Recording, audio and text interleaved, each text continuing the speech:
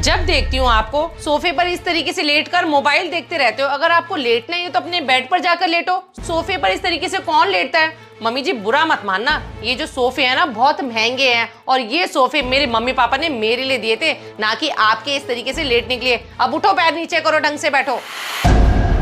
डॉली, तू किस तरह से बात कर रही है मुझसे? तू भी तो फोन देखती है सोफे पे लेटे लेटे। मैं भी लेट के देख रही हूँ। तू क्या गुनाह कर दिया मैंने? गुनाह ही किया है मम्मी जी आपने। ये जो सोफे हैं ना, ये सोफे मैं अपने दहेज में लेके आई थी, तो इन सोफों पर सिर्फ मेरा हक है, ना कि आपका हक। इन सोफों पर मैं लेटूं चाहे बैठूं वो मेरी मर्जी, लेकिन आप इन सोफों पर बैठोगे ना तो तरीके से बैठना। बोलो राजीव। मैं क्या बोलूं? तुम दोनों पता नहीं किस बात को लेकर बहस कर रही हो।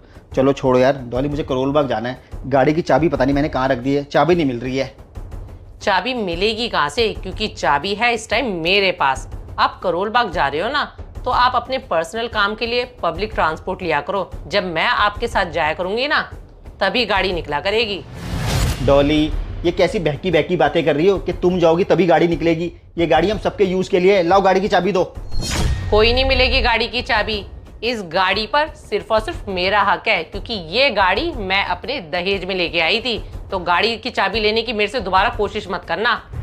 डॉली, बदतमीजी की हद होती है। इस घर में कोई तेरा मेरा नहीं होता। मम्मी देखना जरा किस तरीके की बहकी बहकी बातें कर रही है ये। हाँ बेटा, सच में इसका दिमाग खराब हो गया है। पता नहीं कैसे बहकी बहकी बातें कर रही है। कह रही है दहेज में जो भी मैं सामान लेके आई हूँ उन पे सिर्फ मेरा हक है। ऐसा नहीं होता बहू। लड़की जो भी सामान दहेज में ले आती है उस पे सबका हक होता है। अच्छा मम्मी जी, सुन के काफी हैरानी हुई है। चलो आपको इतना तो पता है कि दहेज में लड़की जो भी सामान लेके आती है उस पे पूरे परिवार वालों का हक होता है। लेकिन मुझे आप ये बताइए, जब आप प्रीति से फोन पर बात कर रही थी तो उसको क्या कह रही थी? अरे प्रीति बेटा, वो शादी में गहने हमने तुझे दिए थे, ना कि विशाल को। विशाल को साफ साफ मना कर देना। अपने गहने गिरवी रख के तुझे लोन लेने नहीं दूंगी मैं। मम्मी जी की कितनी गलत बात है।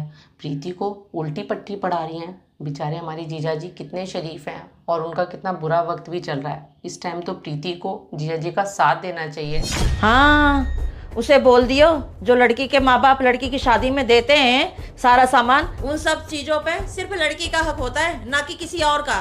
मम्मी जी प्रीति को क्या शिक्षा दे रही हैं कि जो सामान हमने प्रीति को दिया है वो सब प्रीति का ही है, दामाद जी को उस पर कोई हक नहीं है। ये तो मम्मी जी की बड़ी गलत बात है। मम्मी, ये किस तरीके की शिक्षा दे रही हो प्रीति को? विशाल जी बेचारे इतने सीधे हैं, इतने शरीफ हैं। इस मुसीबत की घड़ी में तो प्रीति को उनका साथ देना चाहिए, लेकिन आप उसको और भड़का रही हो। अभी डॉली ने मुझे गाड़ी की चाबी नहीं दी है। मैं जानता हूँ मुझे कितना बुरा लगा है। अब आप सोच के देखो विशाल जी को कितना बुरा लग रहा होगा।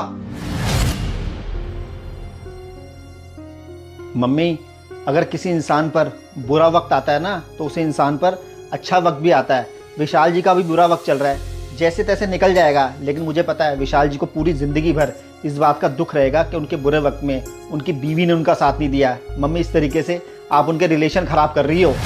मम्मी, बेचारे विशाल जी इतने शरीफ हैं और प्रीति पर इतना भरोसा करते हैं कि शादी के 2 साल के बाद ही उन्होंने अपना पूरा घर प्रीति के नाम कर दिया था, ताकि प्रीति को कोई इनसिक्योरिटी ना हो। और आप क्या कर रही हो मम्मी जी? प्रीति को ये शिक्षा दे रही हो कि मुसीबत के समय में तो अपने हस्बैंड का साथ ना दे।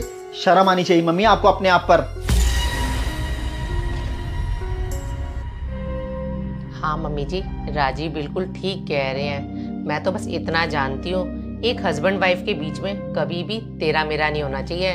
जो हस्बैंड का है वो ही तो वाइफ का है, और जो वाइफ का है वो सब कुछ हस्बैंड का होना चाहिए। और मम्मी जी, इसमें थोड़ी गलती प्रीति की भी है, जो अपने घर की सारी बातें आपको बताती है, और आपको भी ना प्रीति को अच्छी सलाह देनी चाहिए।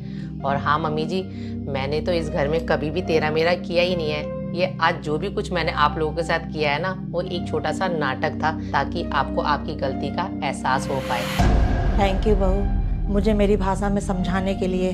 अगर आज तू ये सब नहीं करती तो मेरी आंखें भी नहीं खुलती। मैं क्या कर रही थी, अपनी बेटी का ही घर उजाड़ रही थी। बहू, आइंदा से मैं ध्यान रखूंगी, ये सब नहीं होने दूंगी मैं। हाँ मम्मी, यही सही रहेगा। मैं विशाल जी को फ़ोन करके बोल देता हूँ कि आपको गहने गिरवी रखकर लोन लेने की कोई ज़रूरत नहीं है। मेरे पास 5 लाख की एफडी है, मैं वो तोड़वा देता हूँ। उनकी थोड़ी बहुत मदद हो जाएगी। आखिर मुसीबत में अपने ही तो काम आते हैं।